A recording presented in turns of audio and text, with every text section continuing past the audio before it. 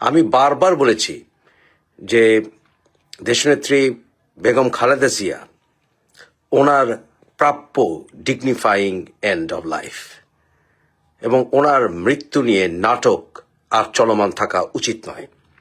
আমি বলেছিলাম যে ভেন্টিলেটরের নাটক বন্ধ করা উচিত। তারেক রহমান দেশে এসছে, ভালো, দেশকে ভালো করার, দেশকে মব মুক্ত করার অঙ্গীকার যদি তার থেকে থাকে ভালো। দেশে যদি বহুদলীয় গণতন্ত্র প্রতিষ্ঠা সত্যি তার লক্ষ্য থাকে ভালো। দেশে যদি মৌলবাদ নির্মূল করার তার প্ল্যান থাকে ভালো। তবে আমি বারবার বলেছি খালেদা জিয়ার এই মৃত্যু নাটক শেষ করা আবশ্যক। কারণ খালেদা জিয়া শুধুমাত্র তারেক রহমানের মা নন, খালেদা জিয়া আমাদেরও নেত্রী। খালেদা জিয়া একজন সম্মানিত ব্যক্তিত্ব, কয়েকবারের প্রধানমন্ত্রী। উনি জীবনে অনেক কষ্ট করেছেন। ওনার ডিগনিফাইং এন্ড অব লাইফ আমরা দেখতে চাই। ডিগনিফাইং, আমাদের সবাইকে মরতে হবে। এখন তারেক রহমানের সকল আনুষ্ঠানিকতা শেষ হয়েছে। সে সমাবেশে যুক্ত হয়েছে, ভাষণ দিয়েছে। তার আবার কি মেটিকুলাস প্ল্যান কে জানে, তাও আমরা ইঙ্গিত পেলাম। He has a plan. তারপরে সেই হাদির কবরেও গেছে। ইলেকশন কমিশনের নির্বাচনের জন্য সে তার প্রার্থিতা এখন জাস্ট আনুষ্ঠানিকতা বাকি আছে কিছু। ন্যাশনাল আইডিও করেছে। এখন শেষ আনুষ্ঠানিকতাটা ঘোষণা আসবে, সেটা হচ্ছে খালেদা জিয়া মারা গেছেন। কারণ ভেন্টিলেটরটা জাস্ট অফ করে দেওয়া হবে, এটি আর কিছুই না। তো সেটা একদম সর্বশেষ লেটেস্ট ডেভেলপমেন্ট আপনাদের কাছে আসবে। আশা করি 24 ঘন্টা পার হবে না, কারণ এটাই লাস্ট লেগ। তবে আজকে আরেকটি বিষয় দিয়ে শেষ করবো। খালেদা জিয়া, আশা করি ওনার জানাজায় লক্ষ লক্ষ মানুষ হবেন। ওনার জন্য আমরা সবাই দোয়া করব যেন আল্লাহ তাকে জান্নাতুল ফেরদৌস দান করেন। তবে কিছু লোক, কিছু কমেন্ট দেখেছি, ওরা বলেছে জিয়া রহমানের মৃত্যুর পর লক্ষ লক্ষ মানুষ হয়েছে। এর আগে যখন আমাদের শেরে বাংলা মারা গিয়েছিলেন, আমাদের পিতারা বলেছিলেন যে তার ঢাকা শহরে লক্ষ লক্ষ মানুষ সমাগম হয়েছিল। শেরে বাংলার সেই জানাজার রেকর্ড ভেঙেছিল জিয়া রহমানের জানাজা, এবং আমি সেটা দেখেছিলাম, ছোট ছিলাম, দেখেছিলাম। এরপর আমরা গোলাম আজমের জানাজায় মানুষ হতে দেখেছি অনেক। ওই যে বললাম, মানুষ হবে।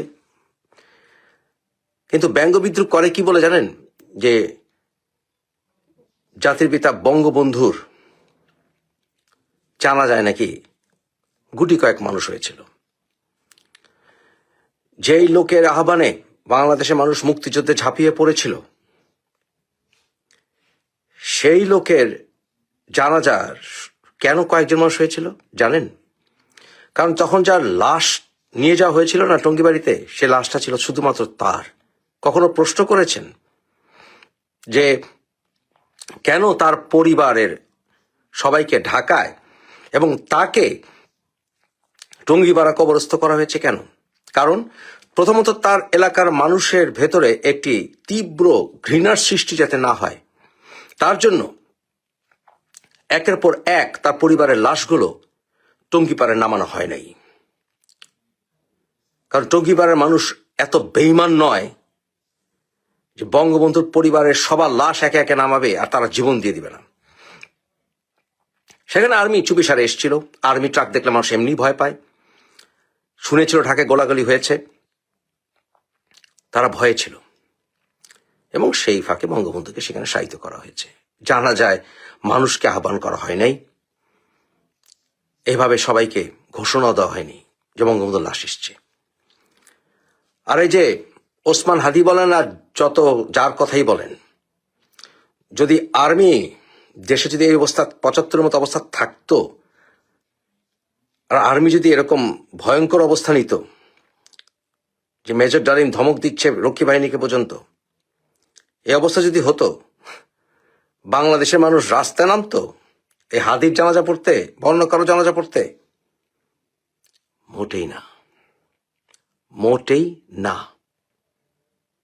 ওকে, কারণ সবাই ভয় পেয়েছে আর্মি বেরোলে গুলি করবে বা বঙ্গবন্ধু লাশের সামনে গেলেই গুলি করবে।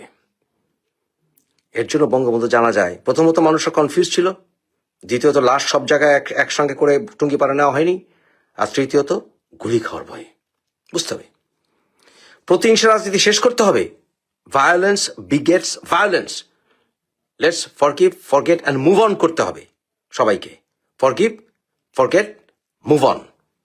আর যারা ফরগিভের ভিতরে যারা কিনা সত্যি অন্যায় করেছে তাদের সুষ্ঠু বিচার করতে হবে।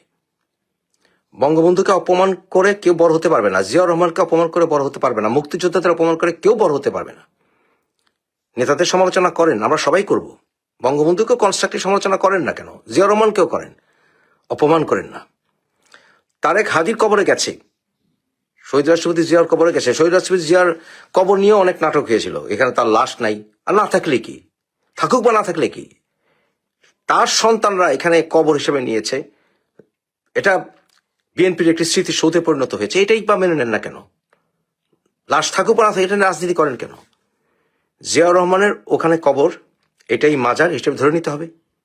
তাকে সম্মান যেমন দিয়েছে তারেক তার বাবা হিসাবে, বিএনপি নেতা হিসেবে, আমাদের শহীদ রাষ্ট্রপতি হিসাবে, বঙ্গবন্ধুর মাজারও তার জিয়ারত করা উচিত। তারেক, বঙ্গবন্ধুর মাজারে যা দোস্ত, সম্মান দেখিয়ে আয়, এতে তুই ছোট হবি না, এতে ছোট হবি না। মুক্তিযুদ্ধের স্মৃতিসৌধে গিয়েছিস, ভালো কথা, বঙ্গবন্ধুকে সম্মান দেখা। আমাকে আজকে একজন নেতা বলল যে তারেক প্রধানমন্ত্রী হতে যাচ্ছে, আপনার বন্ধুকে আপনি তুই তো আক্কা না করে আপনি করে বলেন, সম্মান করেন। আমরা নো, কেন? আমি হিপোক্রেসি করতে পারি না, আমি মুফাজ্জল ইসলাম। আমি পরিচিত আমার নিজের পরিচয়, আমাকে কোটি কোটি মানুষ চেনে আমার নিজের পরিচয়, নিজের যোগ্যতায়। পিতামাতার, দাদা দাদি, নানা নানির পরিচয় পরে আসে। তারেকের পরিচয় প্রাথমিকভাবে ওর বাবা এবং মার কারণে আসে, পার্থক্যটা এখানেই। বন্ধু বন্ধুই, বন্ধুকে কেউ আপনি করে বলে না, ঘনিষ্ঠ বন্ধুকে তুই করেই বলে, তাহলে আদর করে তুমি বলবো। এ সকল নাটক বন্ধ করো সবাই, জনগণ একসাথে হও, দেশকে গড়ে তোলো, শান্তি ফিরিয়ে আনো। একটা ছোট্ট দেশ, পৃথিবীর 93তম ক্ষুদ্র দেশ, পৃথিবীর 3য় বৃহত্তম জাতিগোষ্ঠী বাঙালির একটি দেশ। বহু কষ্ট রক্তের বিনিময়ে আমরা বাংলাদেশ পেয়েছি। শহীদ রাষ্ট্রপতি জিয়াউর রহমান যুদ্ধ করেছিলেন, বঙ্গবন্ধু ভাষণে আমাদের সবাইকে বাংলার স্বাধীনতার ডাক দিয়েছিলেন। ভাসানীকে, চার নেতাকে, সবাইকে সম্মান করলে আমরা ছোট হয়ে যাব না। এমএজি ওসমানকে সম্মান দিলে আমরা ছোট হয়ে যাব না। যার যা অবদান তা স্বীকার করে দেশকে সামনের দিকে এগিয়ে নিয়ে যাও। সবাই একসাথে কাজ করো, দেশকে জালেমদের হাত থেকে রক্ষা করো। এটাই হোক আমাদের ভবিষ্যৎ রাজনীতি। কোটা বিরোধী আন্দোলনের নামে বাংলাদেশের স্বাধীনতা বিরোধী চক্রান্তকারীরা কতগুলো আত্মঘাতী সন্ত্রাসীকে রাস্তায় নামিয়ে দিয়ে, এবং সেই সব আত্মঘাতী সন্ত্রাসী নিজেরা নানান ধরনের মানুষ হত্যা করে, তারা প্রথমে হত্যা করলো আবু সাইদ নামে এক জঙ্গিকে রংপুরে, তারপরে অনেক শিশু তারা হত্যা করলো। এগুলো করে করে তারা বাংলাদেশের সাধারণ মানুষের মনোযোগকে এই উত্থানের মধ্যে নিয়ে আসলো। বাংলাদেশের মানুষকে স্বপ্ন দেখালো যে বাংলাদেশ একটা ভালো বাংলাদেশ হবে। সেটা করে তারা এমন তাণ্ডব চালালো, যে তাণ্ডবে বাংলাদেশের অনেক ধরনের মানুষ সংযুক্ত হয়েছিল, কেউ বুঝে কেউ না বুঝে। তারা সেই তাণ্ডবে কাকে ফেলে দিল? একটা নিয়মতান্ত্রিক সরকার, মুক্তিযুদ্ধের পক্ষের সরকার, বাংলাদেশের ইতিহাসে সবচেয়ে বলিষ্ঠ প্রধানমন্ত্রী শেখ হাসিনার সরকার। কোন শেখ হাসিনা? যেই শেখ হাসিনা বাংলাদেশের জাতীয়ভাবে বলুন, আন্তর্জাতিকভাবে বলুন, অভ্যন্তরীণভাবে বলুন, কিংবা আন্তর্জাতিক পরিমণ্ডলে বলুন, পররাষ্ট্র নীতির ক্ষেত্রে বলুন, অর্থনৈতিক ক্ষেত্রে বলুন, সবচেয়ে বেশি সাফল্য দেখিয়েছিলেন। দেশকে দীর্ঘ 15-16 বছর তিনি টানা শাসন করে বাংলাদেশের জন্য শুধু অভূতপূর্ব অর্থনৈতিক মুক্তি আনেননি। আপনারা যদি প্রধানমন্ত্রী শেখ হাসিনার এমনকি আপনার পররাষ্ট্রনীতির ক্ষেত্র সাফল্যগুলো দেখেন, যে 1996 সালে উনি যে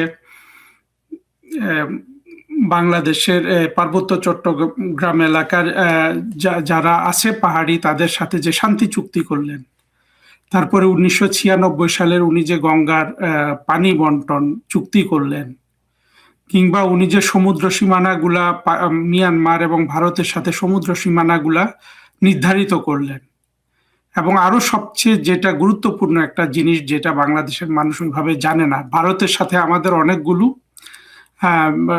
অনেক জায়গায় সীমানাটা নির্দিষ্ট করা ছিল না। তিনি সেই সীমানাটা ভারত সরকারের সাথে এঙ্গেজমেন্টে গিয়ে নির্ধারণ করলেন। এইভাবে আপনি যদি প্রধানমন্ত্রী শেখ হাসিনার আন্তর্জাতিক ক্ষেত্রে, পররাষ্ট্রনীতির ক্ষেত্রে, অভ্যন্তরীণ নীতির ক্ষেত্রে সাফল্যগুলো দেখেন, বাংলাদেশ আজ পর্যন্ত যত মানুষ শাসন করেছে তাদের কারো কিন্তু এতগুলো সাফল্য নাই। এই ধরনের একটা প্রধানমন্ত্রীকে ফেলে দেয়া হলো কিছু জঙ্গি গোষ্ঠী মিলে। জঙ্গিদের কি কথা ছিল, এই জঙ্গিরা এখনো কিন্তু আপনি যদি ওদের ইউটিউব দেখেন, ওদের ভাষ্য দেখেন, যে আমাদেরকে নরকের মধ্যে রেখেছিল। মানে ওই 15-16 বছর আপনি ইলিয়াসের কথা শোনেন, ওই বারবার তাকে নরকের মধ্যে রেখেছে, পিনাকিকে নরকের মধ্যে রেখেছে। হ্যাঁ, কথা তো সত্য। বাংলাদেশের স্বাধীনতা বিরোধীরা তো ওই প্রধানমন্ত্রী শেখ হাসিনার ওই 15 বছরে কোনো শান্তিতে থাকার কোনো কারণ নাই। তাদেরকে যে বঙ্গবন্ধু সরকার বা স্বাধীনতা উত্তর আওয়ামী লীগের সরকার এদেরকে যে সবাইকে মেরে ফেলেনি, এটাই ওদের সৌভাগ্য হওয়ার কথা ছিল না। কিন্তু কালক্রমে এরা জাতির উপর এমনভাবে গেঁথে গিয়েছিল যে ওরা এখন আবদার করা শুরু করেছে যে আমাদের জীবনকে তারা অতিষ্ঠ করে ফেলেছিল। অথচ শেখ হাসিনা কিন্তু কিছুই করেনি। শেখ হাসিনা শুধু মুক্তিযুদ্ধের পক্ষে বাংলাদেশটাকে গড়ছিলেন, আর ওদের তো সেটা সহ্য হবে না। যা হোক, এই সরকারটাকে তারা ফেলে দিল। ফেলে দিয়ে তারা যে যা যা বলে তার কি কোনো কিছু তারা কি করতে পেরেছিল? করতে পারেনি। বাংলাদেশের দেখেন অশান্তি কত গুণ বেড়েছে, মানুষের অনিশ্চয়তা কত গুণ বেড়েছে, বিভিন্ন জায়গায় খুনাখুনি কত গুণ বেড়েছে, জঙ্গিদের হামলা কত গুণ বেড়েছে, বাংলাদেশের শিল্পী সাহিত্যিকদের উপর আক্রমণ কত গুণ বেড়েছে, সাধারণ মানুষের উপর আক্রমণ কত গুণ বেড়েছে। সবকিছু বেড়ে গেছে না? যে এই ইউনুসের আমলে, যে ইউনুসকে নিয়ে বাংলাদেশের মানুষের একটা মোহ ছিল যে ইউনুস আসলে বাংলাদেশ অনেক ভালো হয়ে যাবে, আমরা কি দেখলাম? আমরা দেখলাম যে বাংলাদেশ সবচেয়ে খারাপ অবস্থাটা আপনার ছিল এই ইউনুসের আমলে। আমরা যদি শুধু এই কথাটুকু মনে রাখি যে বাংলাদেশের মানুষ যেটা বিশ্বাস করত যে সবচেয়ে ভালো চালাবে ইউনুস, এবং প্র্যাকটিক্যালি যখন দেখা গেল যে ইউনুস সবচেয়ে খারাপ চালিয়েছে, এইখান থেকে বাংলাদেশের মানুষের শিক্ষা নিতে হবে না? সেই শিক্ষাটা কি? যে বাংলাদেশের মুক্তিযুদ্ধ বিরোধীরা যতই রাষ্ট্র ক্ষমতা দখল করুক আর চালাক, কখনোই তারা মুক্তিযুদ্ধের পক্ষের শক্তির মতো রাষ্ট্রটা চালাতে পারবে না।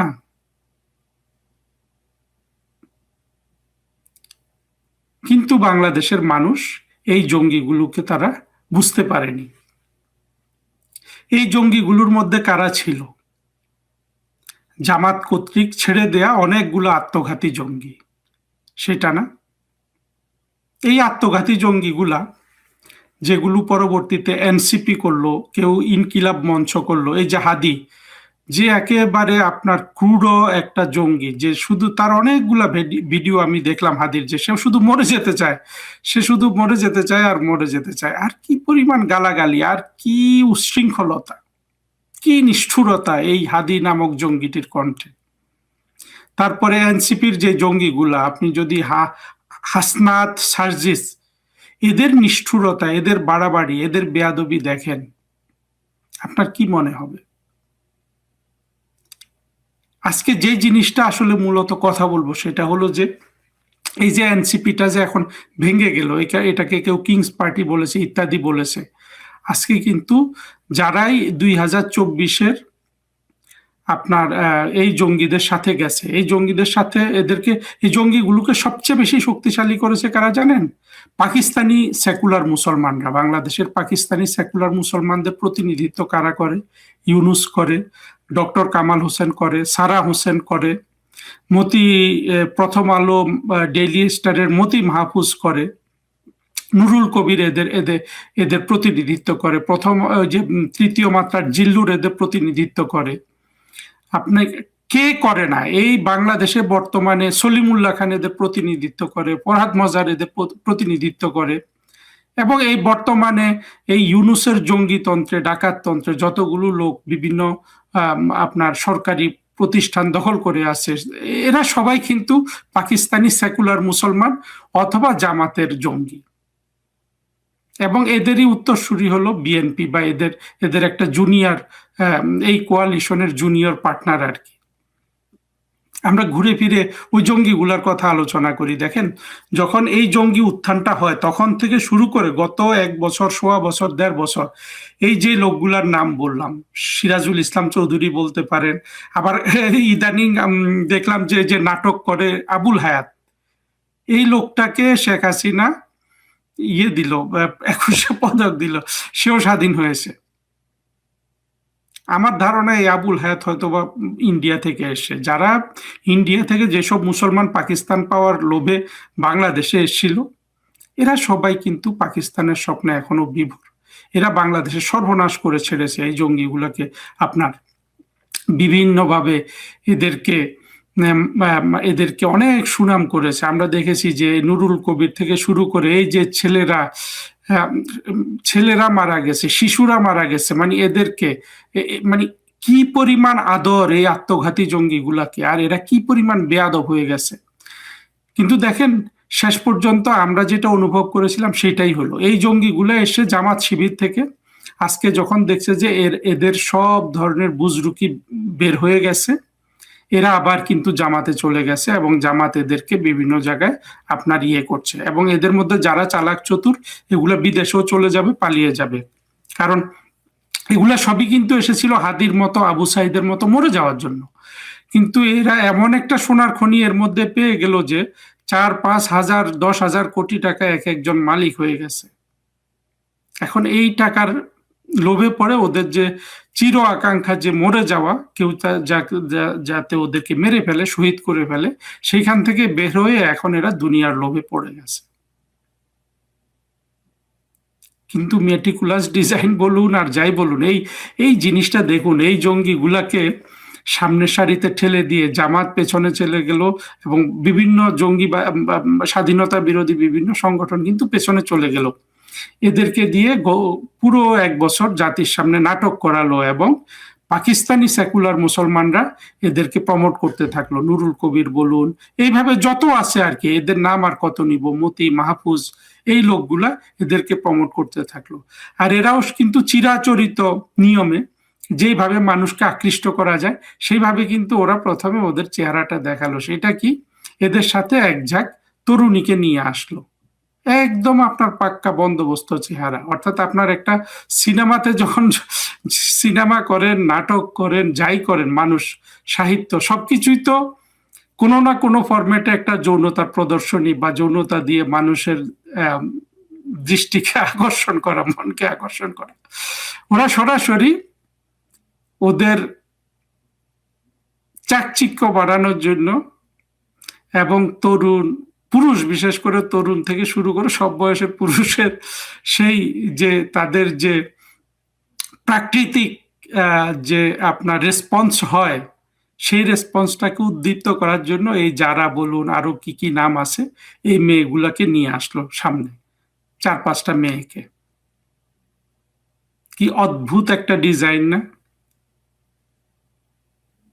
কিন্তু দেখেন যেই লোকগুলা এই সন্ত্রাসীগুলার প্রশংসা করলো, এরা রাষ্ট্রকে উদ্ধার করে ফেললো, এই ধরনের কথাবার্তা বলল, আজকে 1 বছরের মধ্যে যখন এদের সব ধরনের ষড়যন্ত্র বের হয়ে গেছে, এদের সব ধরনের অপকর্ম বের হয়ে গেছে, এবং এদের একমাত্র উদ্দেশ্য ছিল যে বাংলাদেশের স্বাধীনতার পক্ষের শক্তি আওয়ামী লীগকে পরাজিত করে একটা জঙ্গিবাদী রাষ্ট্র কায়েম করা, সেটা যখন সব বিষয় পরিষ্কার হয়ে গেছে, তাহলে যারা এই জঙ্গিগুলোকে এতদিন প্রশংসা করলো, আজকে সেটা কি তাদের লজ্জা না? এটা নুরুল কবিরের লজ্জা না? সলিমুল্লাহ খানের লজ্জা না? এটা কি যে লোকগুলা সিরাজুল ইসলাম চৌধুরী বলুন, সে আবুল হায়াত বলুন, কিংবা যারাই এই প্রশংসাগুলা করেছে, এটা কিন্তু তাদের লজ্জা না? অথচ দেখেন এই পাকিস্তানি সেকুলার মুসলমানগুলা আমাদের সমাজে বিরাজমান থাকায় আমরা বাংলাদেশটাকে কোনোভাবেই টেনে তুলতে পারছি না। যখনই একটা ভালো কিছু হয়, এরা জঙ্গিদের সাথে চলে যায় এবং স্বাধীনতার পক্ষের শক্তিকে ফেলে দেওয়ার জন্য এরা আঁতাত করে, এরা বিভিন্ন ধরনের ফন্দি বিক্রি করে, এরা তাদেরকে প্রমোট করে, এদের পত্রিকা আছে, এদের কথা বলার যোগ্যতা আছে, এদেরকে মানুষ আপাতভাবে শিক্ষিত মনে করে। তারা কিন্তু বারবার ধরে ধরে বাংলাদেশটাকে আপনার কিন্তু পেছনে নিয়ে যায়। সেই পেছনে নেওয়া কি হলো? এখন তারা তারেক রহমানকে নিয়ে আসে, বিএনপিকে নিয়ে আসে, বিভিন্ন ধরনের হচ্ছে, ইলেকশন হবে, তারেক রহমান ক্ষমতায় আসবে বা জামাত এবার ক্ষমতায় আসে, আপনারা দেখবেন বাংলাদেশের কিন্তু সেই যে দুর্ভোগ, যে মানুষের যে অর্থনৈতিক দুর্দশা, মানুষ যে আরো গরিব হয়ে যাওয়া, সেটা কিন্তু কোনোভাবেই কাটবে না। অর্থাৎ মানুষ 2001 থেকে 6 সালে বিএনপির যে শাসন, সেই শাসনটা এখন ফিরে এসছে। সেই শাসনে আমরা কি দেখেছিলাম? সেই শাসনে আমরা সবচেয়ে সাভেজ একটা কাজ দেখেছিলাম 21শে আগস্টের গ্রেনেড হামলা 2004 সালে। বাংলাদেশের মানুষ কিন্তু কখনো আমরা বুঝাইতে পারলাম না যে 2001 সালে তারেক রহমান সাহেবের সাম্রাজ্যে যেই পরিমাণ মানবাধিকার ক্ষুণ্ণ হয়েছিল 2004 সালের 21শে আগস্ট একদিনে, শেখ হাসিনা সরকারের 16 বছরের সব মানবাধিকার লঙ্ঘনকে এক জায়গায় করলে ওইটার চেয়ে পাল্লায় কিন্তু এটা হালকা হবে। অর্থাৎ তারেক রহমান সাহেবের সাম্রাজ্যে একদিনের মানবাধিকার লঙ্ঘন শেখ হাসিনার 16 বছরের মানবাধিকার লঙ্ঘনের চেয়ে অনেক ভারী। কিন্তু বাংলাদেশের মানুষদের আমরা হয়তো এগুলো বুঝাতে পারিনি, এই তথ্যগুলো বাংলাদেশের মানুষকে কিন্তু আমরা দিতে পারিনি। সেই তারেক রহমানের 2001 থেকে 6 সালে কি ছিল? বাংলাদেশ হয়েছিল পর 5 বার বিশ্বের মধ্যে 1 নাম্বার দুর্নীতিগ্রস্ত দেশ।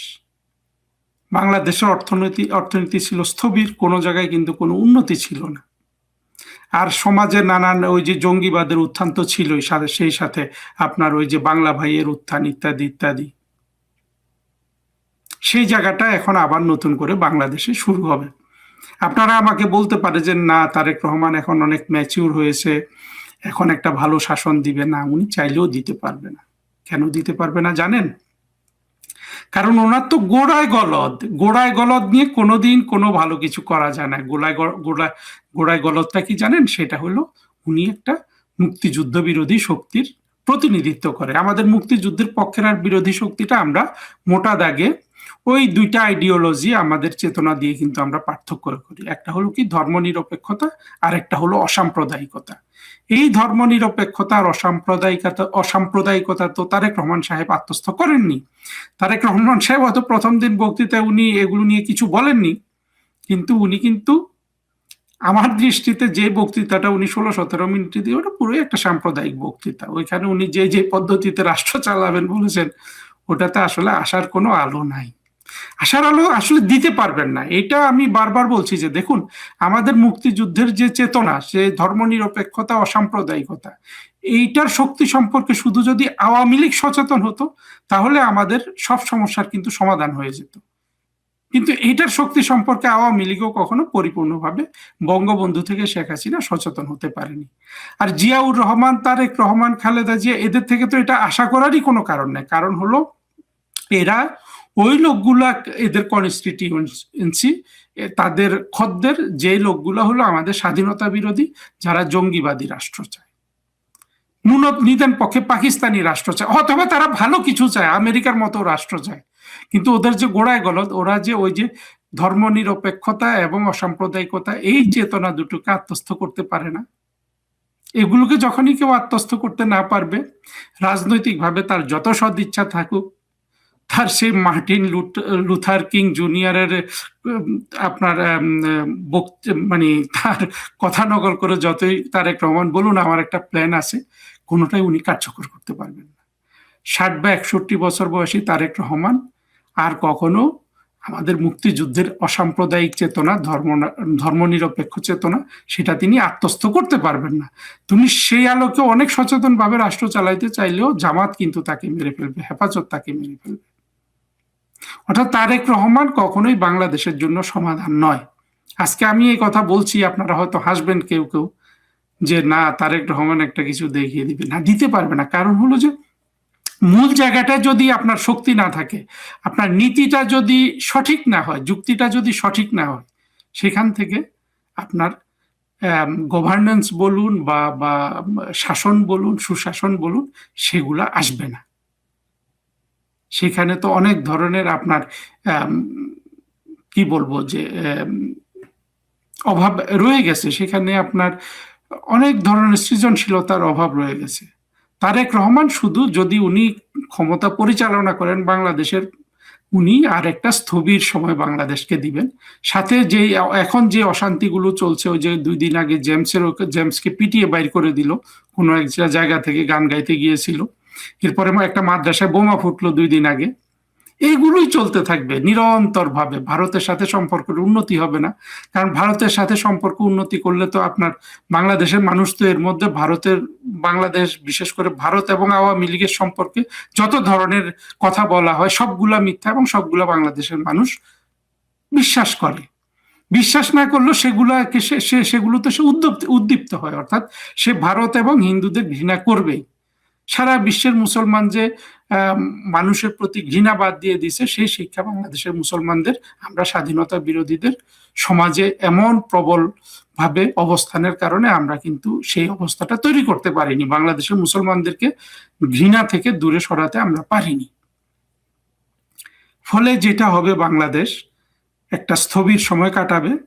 কিন্তু এর মধ্যে কিন্তু প্রমাণিত হয়ে গেছে যে এই জামাত জঙ্গি যত ধরনের নাটক বাংলাদেশের সাথে করেছে, এনসিপিকে সামনে নিয়ে এসে এমন ভাব দেখিয়েছিল যে এগুলো আত্মঘাতী জঙ্গি নয়, এগুলা মাটির গর্ভ থেকে উঠে এসে আজকে কিন্তু আত্মঘাতী জঙ্গিরা তাদের ঘরে ফিরে গেল।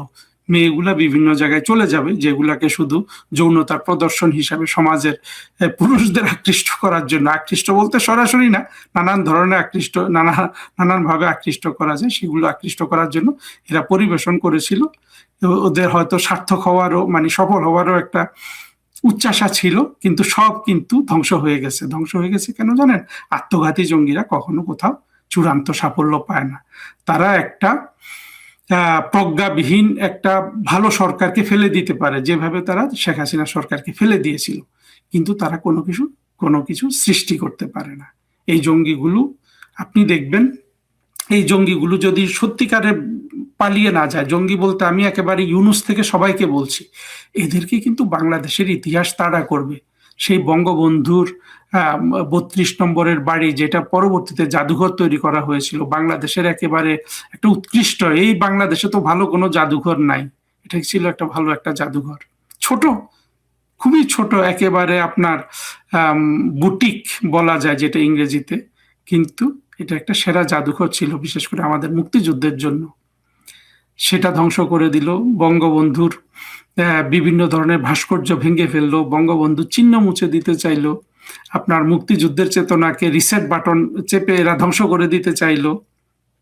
এই অপরাধগুলো এদেরকে তাড়া করবে, এতটাই তাড়া করবে যে এরা জীবনে যেখানেই থাকুক এরা একজন অপরাধীর জীবন যাপন করবে। বাংলাদেশে থাকলে, বাংলাদেশে যখন মুক্তিযুদ্ধের পক্ষে শক্তি ফিরে আসবে, এদের কি অবস্থা হবে তো বুঝতেই পারছেন।